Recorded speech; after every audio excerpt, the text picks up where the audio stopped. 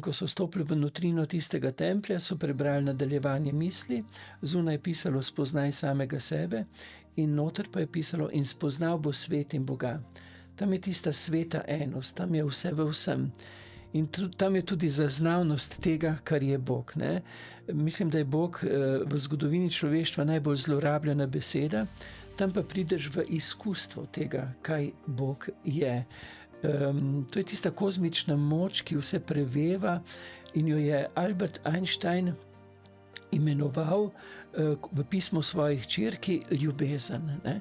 On je pisal to z malo začetnico, jaz jo pišem z veliko, ker zaznavam Boga kot osebno. Ne?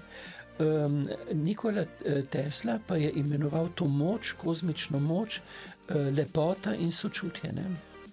In ko stopiš ti v tihoto in ko se prebudiš v zaznavnost, tihota sama te prebudi v zaznavnost vsega, kar te obdaja, na nek način v izkustvu zaznaš to sveto.